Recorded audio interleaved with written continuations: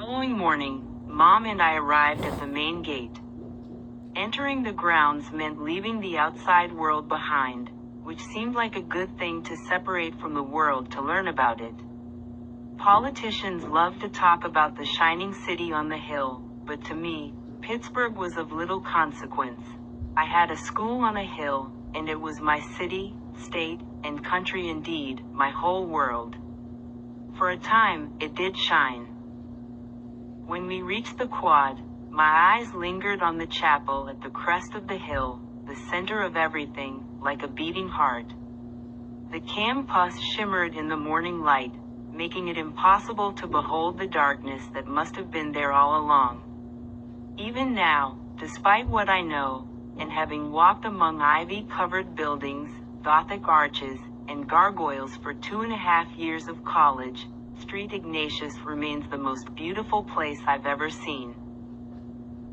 We pulled into the teacher's lot and crawled toward the widest spot available.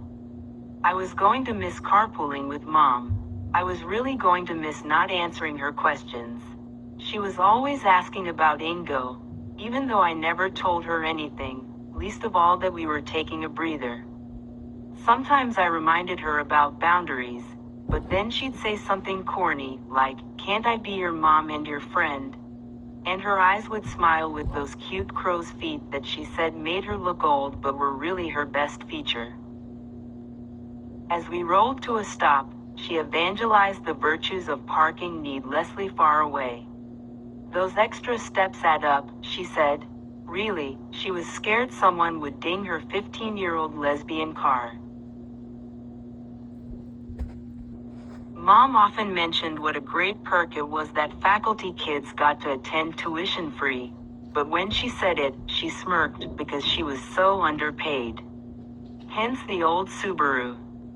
She turned off the ignition, but her seat belt remained buckled. Hands resting on the steering wheel, she turned her head to me like she had something to say, but nothing immediately escaped her lips. "I'm fine, Mom. You haven't said a word all morning, Frankie." Her voice registered concern. I worried about her sometimes too. Not all the time, but whenever I wasn't thinking about myself or something Shiv said, or whether Ingo was hooking up with someone else. "I'm just thinking," I said. "What are you thinking about?" she asked. "Nothing, Kyle, I guess. I feel like I don't know anything anymore." Mom moved her hand from the steering wheel to push my hair back. She examined my face in the way a mother does. "Oh, Frankie," she said, "you know too much. That's the problem with kids these days." She shifted her body slightly, deeper into her seat. "This is your last semester. You should be having fun." In high school, fun was a foreign concept to me, like near-death experiences and alien abductions, and the more germane but equally elusive experience, sex. Fun was something other people had or they said they did but not me. Partially, Mom was to blame, because she was the least fun person I'd ever met. She did not know how to have a good time. Or maybe she did know, but she denied herself and, by extension, me, her only daughter, the vast multitude of fun experiences available to humans in the suburban not quite Midwest, out of an abundance of caution coupled with the inability to apply statistical probabilities. STDs, car accidents, lightning bolts. Seriously, Lightning Mom would not allow me to take showers or baths during thunderstorms. Mom sighed, "Come to me if it gets too hard." Fine young people 19. We were late for assembly. In exactly 12 minutes, the bell would ring and Mom and I would both find ourselves in class. Most days, we walked side by side from the car to Carson Hall, which everybody called HQ. That day, I dawdled 3 steps behind, thinking about Kyle, then trying to think about something else. Mom hurried along the paved path. She could have saved a minute by trampling a small section of grass shorter, as the crow flies, but she never did. In a few minutes, she would write the class agenda on the board before her students entered. Housekeeping, she called it, a humble name for the kind of planning that maintained order and created anticipation, and probably enhanced learning or did something she would call pedagogical. She's too smart to teach high school, but places like St. Ignatius exist only because of people like her.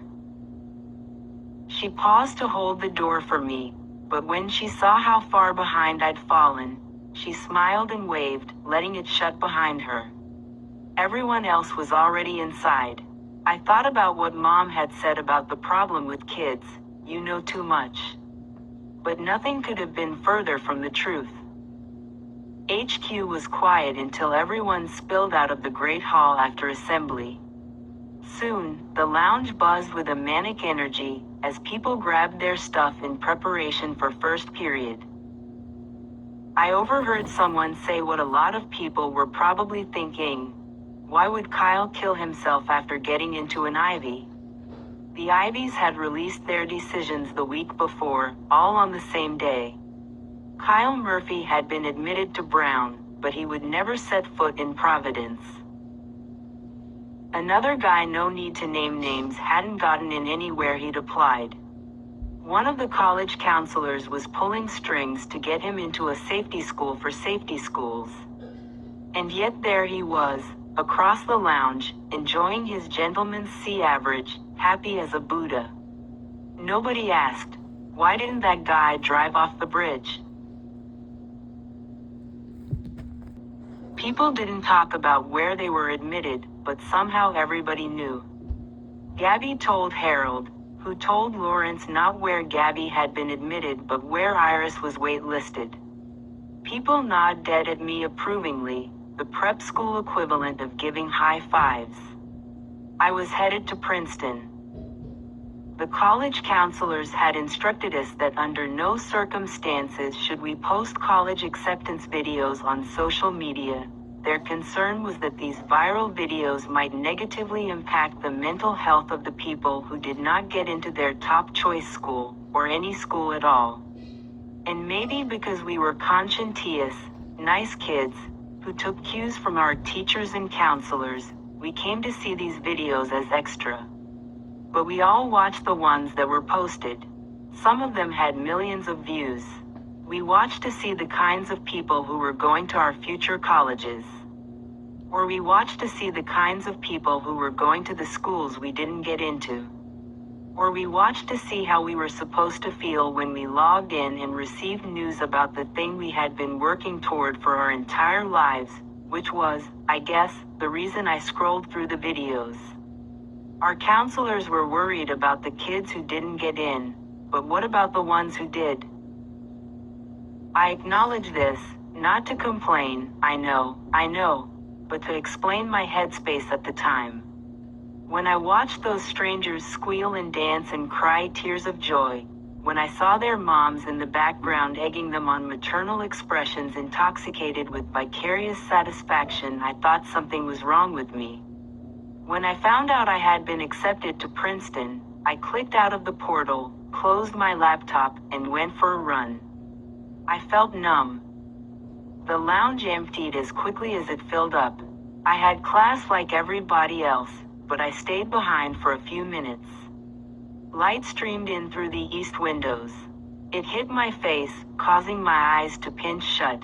On the backs of my eyelids, I saw the white Tesla levitating 1 second, maybe more. Then it was gone. I thought about the witness on the riverbank, and the unusual word she'd used, overlapping. There was this thing our journalism teacher, Dr. Zapatero Zap, when he wasn't in the room, and sometimes when he was, always said, without the truth, the community cannot survive. Shiv was already in class and not looking at her phone, but I texted her anyway, let's make a plan. Later, we assigned ourselves roles. I was the scribe. Shiv was the gumshoe. I would interview the people closest to Wolf, the ones my mom told me about assuming they agreed to talk. Shiv would track down news, reports, and other witnesses. Intuitively, I understood something I was not able to articulate yet. I needed to see Wolf not as a hockey player, not as a dead body in the chapel, and not as a victim, but as a human being, a person who loved and was loved, who dreamed and was dreamed about, a person with a past, brief as it was, a present and a future cut short, a person whose story overlapped with my own, both in ways that I would soon uncover, and in ways I would never understand, because they are the great mystery. Infinitely complex and mind-blowingly simple, the way time can stand still for 1 second, maybe more. The task in front of us was clear: learn everything we could about Wolf Whiting,